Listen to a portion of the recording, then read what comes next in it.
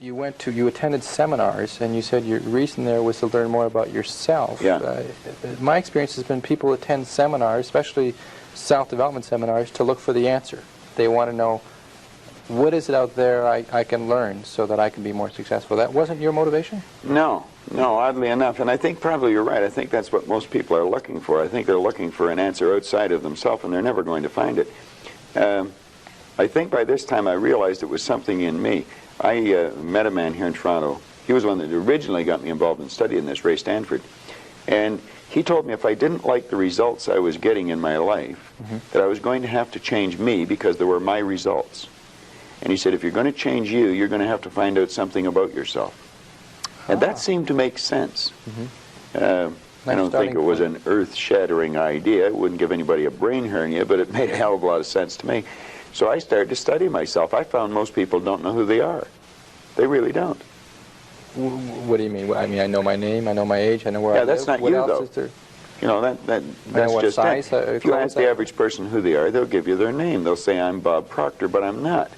Bob and Proctor are two words. My parents give them to me. They're called names, but it's not me. It's my name. Then somebody will say, well, this is me, but this isn't me either. It's my body. Like, you never phone down here to the studio and say, body won't be in today. It's sick. Okay. You know, we don't say am hand or am leg. It's my hand, my leg, my body, my name. Who am I? Well, that's an interesting question. And I believe if a person will start to study that and look for the answer, they'll find it. See, I think we live simultaneously on three planes of understanding. We're spiritual creatures, we have an intellect, and we live in physical bodies. Okay. But because we lack awareness or understanding of who we are, we're totally locked into a physical world, and we let things outside of us control us. 95% of the population are reacting to life. They're not really living at all. Okay. And would you call that one of the barriers to success? Oh, there's no question about it. I think there's two barriers. Success is a funny word. Nightingale had a great definition for it. He said a person's successful if they know where they are, and they know where they're going, and they're progressively moving in that direction. He said that success was the progressive realization of a worthy ideal. Anyone that has a goal, and they're moving towards it, they're successful. Most people think that you're successful if you have a lot of money. Quite often you have a lot of money if you're successful, but it isn't. I wouldn't say Mother Teresa has a lot of money. Okay. You know, but she's a pretty successful lady. So it's... okay, so that barrier to success... Well, there's a couple of them. Okay. I think there's two barriers. One is our conditioning. The conditioning that takes place in our subconscious mind from the time we're infants. All we can do is act and talk like the people around us. That's why we learn the language we learned. If there was 10 languages spoken in our home, we'd learn 10 languages without any trouble. There's usually one, and that's the only one we ever learn. And we grow older and we think, oh, I couldn't learn another language. We could learn 100 if we wanted to. You can do anything. But I think we're conditioned. We have a real strong conditioning, usually with not some very good ideas. And then that's the barrier that's inside us. The one that's outside of us is our environment. We have a tendency to act like everybody around us. And if you think about this, it doesn't make a lot of sense. Because if you study statistics, 95% of the people live their entire life and never live the way they want to live. Did you know that 95% of the population in this country, let's say in North America, the richest continent in the history of the world, they'll work productively, let's say for 40 of their 65 years, and they'll end up with hardly any money. Well, there's got to be something wrong. So there's not much... 5% of the people end up financially comfortable or independent. Are you trying to depress us, Bob? Because that's No, actually, I think it's quite an exciting idea, because you see, the idea behind it is that anybody can win, anyone at all. But if we start studying these statistics, I think we'll arrive at the conclusion, geez, I better start thinking for myself rather than follow everybody. Most people, they get a job, they look around, they see how everybody else is doing their work, and they start doing it the same way. They should stop and think, I wonder if any of these people know what they're doing. You know, is there a better way to do it? But don't we have a need to fit in? I mean, we don't want to stand out. We don't want to get fired. We don't want to make waves. Exactly. Just fall into line. You know, take a number. Be like everybody around. You know, that'd be great in the animal kingdom. But human beings aren't supposed to live that way. I think we should make a few waves. We should maybe stand out, be different. Not for the sake of being different, but because we are different. We all think different thoughts. And I believe we should start to think and build images in our mind of what we'd like to do and then set out and do it. Okay. Emerson did that, Edison did that, Marconi did that, Samuel Morse did that, Buckminster Fuller did that. We could go on and on and on. Okay. They were different. They stood out. They made a few waves. Okay. You started with you saying you started with a search for yourself to try to find out more about yourself, and you were somewhat successful along the way. Well, I didn't start it like that in the beginning. I started out wanting a lot of money. I figured if I had enough money, I was going to cure all my problems. I found that that wasn't true. I earned a fair amount of problems or money, and I seemed to have more problems. But I after working at this for a few years, I decided that the real answer is get to know yourself a little better. Okay. And I don't think you have to go off in the Himalayas and become a guru to. Okay. To do What did you do to learn about yourself? You said you went around as many seminars. I as you attended could. seminars. Okay. I went and listened to different speakers who taught something about the mind. I think the answer is in our mind if we'll start studying and trying to understand our mind. Okay. Let me get back to you if I can. What did you learn about Bob Proctor during that study? Well, I learned that the biggest part of me you'll never see. It's non-physical. And what you see here in the physical body is nothing but the physical manifestation of the higher side of my personality. And of course that's true with you, and Nancy's on the camera. It's true of everyone. And what we have to study, I think, is how does this non-physical part of my mind work? What happens when I think? Where do thoughts come from? How was this chair built? Somebody had to think. Thoughts are everywhere. And we pull thoughts into our mind and we build pictures or images in our mind. Okay. What we want to understand is that's a non-physical side of ourself that's doing that. If I can build an image of something in my mind, I'm quite capable of building a physical replica of it in my world. So if I build an image of me as a happy, relaxed person, I can live like that. If I build an image of myself as being prosperous, I can become prosperous. So if we think rich, we will be rich. Is that what you're Absolutely. We're already rich, just short of money. Okay, those of us that like to acquire more money Yeah. and or happiness or whatever we see success, those of us that want to reach the goals that we've set for ourselves, we do it first by... Well, the first thing you do is sit down and decide what you want. If it's money you want, how much money? Lots of money. Well, nobody knows how much lots is. Okay. So you've got to be specific. Okay. You write down on a card exactly what you want. And you carry that card around and read it often. Now, this is what I learned in this book, Think and Grow Rich, and it's what I teach in the seminars. I'll teach people how to set goals. But you decide exactly what you want. And then you start to think. Now, you're going to have thoughts come to your mind of why you can't get it. Mm-hmm.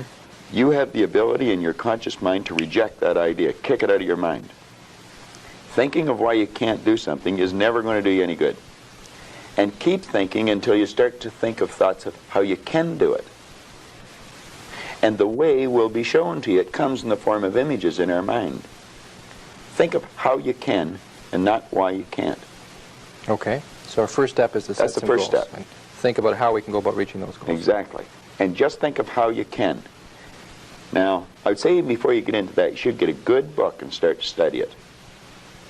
Select a person who is already doing something that you'd like to do. Get to know that person. Mm-hmm.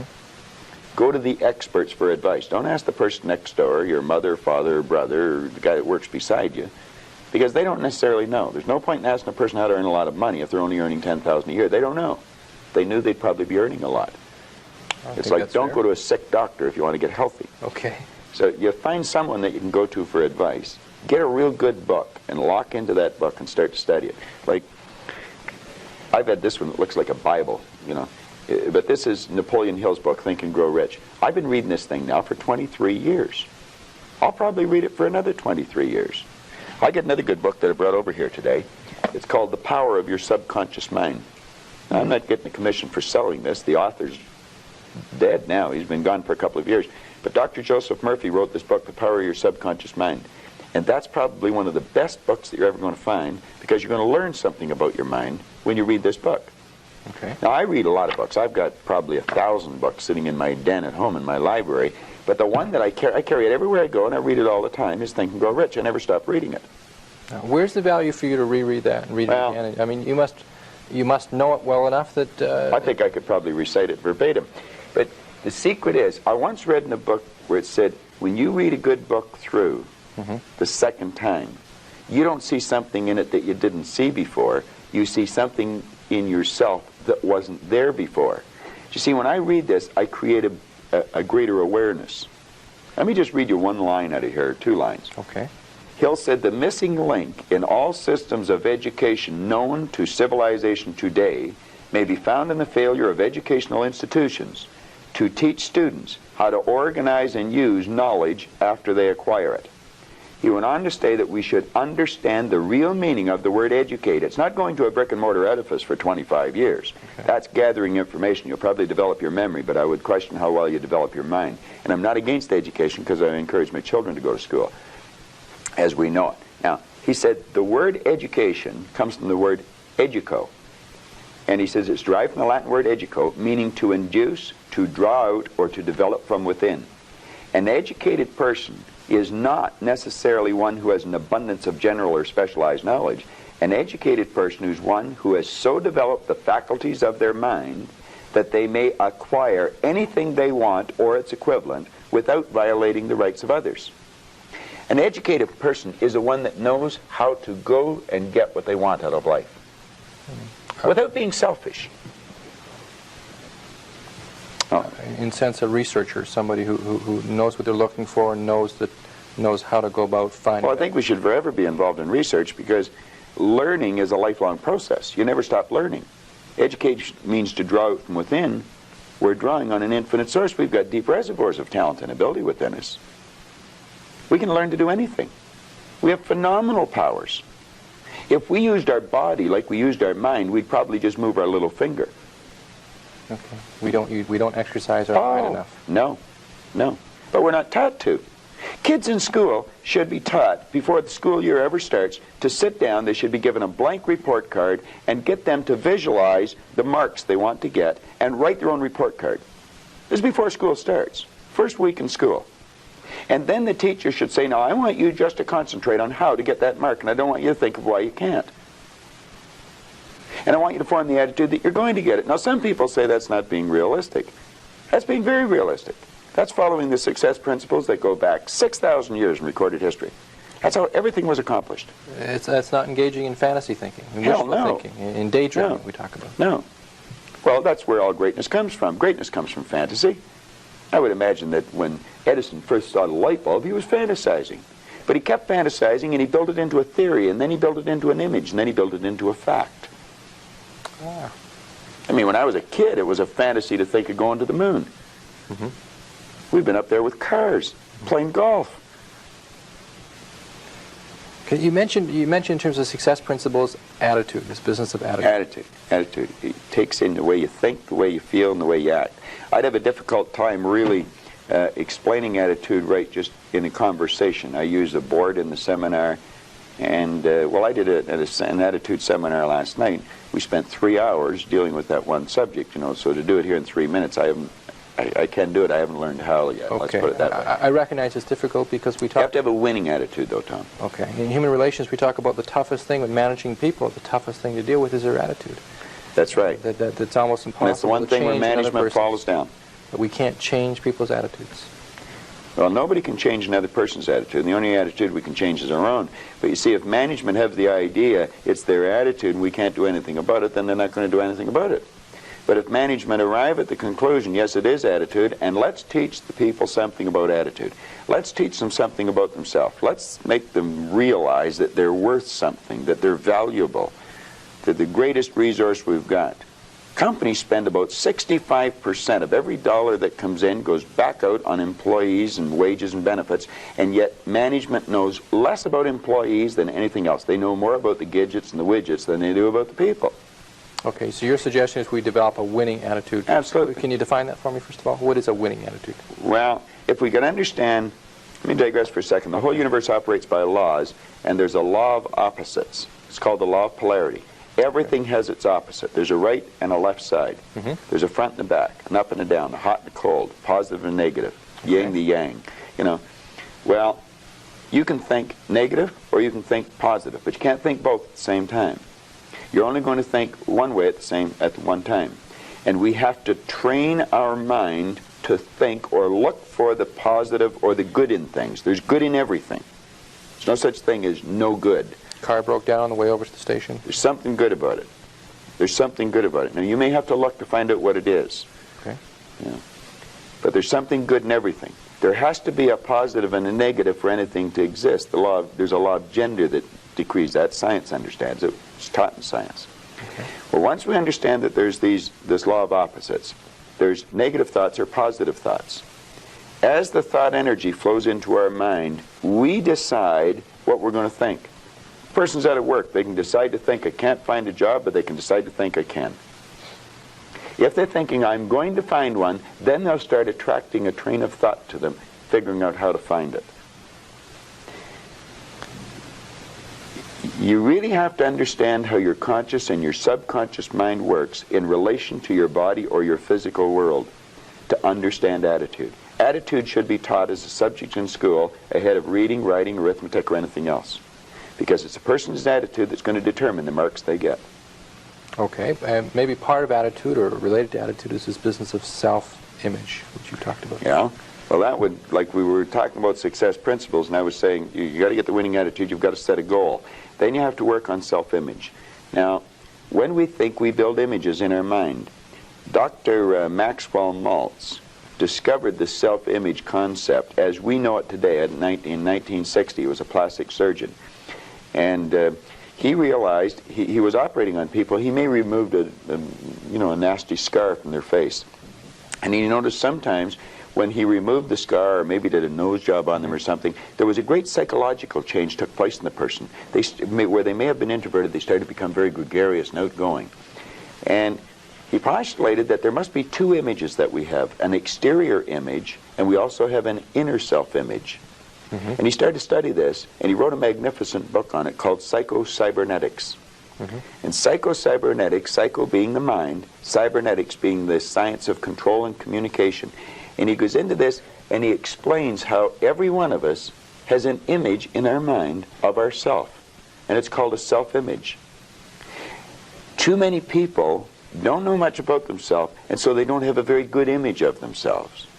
And you'll often notice that people will shy away from you. They won't look you in the eye. They'll look down or look up.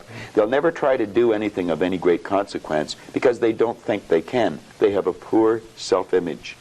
Okay. Part of that is because through school we're told about what we don't do well. We failed here, we had low grades, or that we could only be part got of it. 60% Yeah. or whatever. Okay. Yeah. I think there's been a great disservice done with the IQ test in that respect when you're bringing out school. Binet, the Frenchman, back around the turn of the century, invented the IQ test, and then we brought it over from Stanford over here, and we'll test a person's intellect, and then we'll brand them good, bad, smart, not, and that's not true. We can change IQs by changing self-images. Mm-hmm. But yes, if we're told we're not very good, you're just like your dad, you're a bum, you're never going to do well, you didn't go to school, you can't win. Okay. Well, that's all false. We can do anything. And we should be encouraging a child. Give them a pat on the back rather than a kick. Okay, what can we do? Members of our viewing audience right now, most of us walk around with some degree of a self-image. Is that fair to say? We all have a self-image. Okay, would you say most of us have a negative self-image to some degree? Well, let's say we can all improve our self-image. Okay. I don't care how good your image is, you can improve it. Okay, how can we improve it? Something specific. How can we go about making our self-image more positive? Well, again, you're getting into a whole day seminar. If I could give you just a simple tip on it, if a person would sit down and let their body relax, totally relax, okay, and then start to visualize in their mind, see themselves the way they want to see themselves. Which may take a good deal of thought, since we're not well, sure you if it relax, occurs. yeah. I mean, in terms of how we want to see ourselves. Maybe we don't know how we want to relate it to something specific. Somebody we admire, maybe? Or possibly. Somewhere we'd like to see yourself down the road? Okay. Yeah. See how you'd like to live your life. See yourself living it that way. Okay. Now, understand that that's a picture in your mind. When you pick up a book, the book is nothing but a picture that an author has painted in words. Van Gogh, the great artist, was asked one time how he did such beautiful work. He said, I dream my painting, and then I paint my dream. They get the picture in the mind, and then paint it on the wall or on the canvas. Well, if we would relax and build the image in our mind of how we'd like to see ourselves, how we'd like to see ourselves acting in life, relating to other people, our social life, see ourselves in the position we hold, or how we make our sales presentations if we happen to be in selling or something, and then take that picture and describe it, write it out in the present tense. I am so happy now that I see myself, and write it out. Now, a lot of people will laugh at this and say, that doesn't make any sense. It makes a lot of sense. They can't tell you why it doesn't. I could spend hours telling you why it does, and I could explain it in such detail that everyone would understand it. But write out a description of how you'd like to see yourself. Start to read it, and read it, and read it, and read it every day. Carry it around and keep reading it. The one point that all the great teachers, all down through history, have all agreed on, they've been in complete unanimous agreement on it, we become what we think about. Now, it may be fantasy at first, it might even appear to us as being a lie. But if you read it often enough, you'll start to believe it. And when William James said, believe and your belief will create the fact, you will see the person's personality change. I watch people in the seminars, personality change right in front of my eyes. And all they're doing is starting to see themselves different. They're starting to think different thoughts. So our thoughts control our actions? Oh, there's no question about it. No, our thoughts control our feelings. Okay. Our feelings control our actions. All right. And we control our thoughts? Absolutely. Or we can control our thoughts? We can control our thoughts, yes. Generally, though, one of our difficulties, one of our problems maybe, is that we tend to react to what other people will tell us, and we consequently get the negative thoughts, and then that affects our feelings, and then that affects our behavior. That's right. That's exactly the way it is. We read the newspaper. Doom and gloom's coming. We just accept it.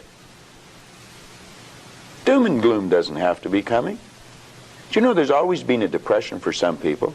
I grew up with the idea that everybody went broke in the 30s. They didn't. Some made millions. I thought everybody went out of business. They didn't. Some people went into business. There's always a depression for some people, and there's always good times for others. Let's ask ourselves when we read something in the paper, do I want to get emotionally involved in that idea? If it's a negative idea, I don't want to get emotionally involved with it. I don't read the paper that often. I do, but I don't dwell on it. You don't get emotionally involved in it when you see other when an idea comes into your mind, whether somebody else tells you or whether you read it in the paper, we should reason with it. Ask ourselves, will that idea help me get to where I want to go? If it won't, reject the idea. Okay. All right. Bob, I appreciate it. Our half hour's gone by already. Went fast. Very quickly. Those that are interested in learning more about your philosophy of success, and I know you do give very specific tips on what they can do to become more successful, are welcome to attend your seminars. Absolutely. Tell them to phone the office. We run seminars all the time. Terrific. Okay, I appreciate it. Thank you very much for joining us. My pleasure, Tom. Glad to be here.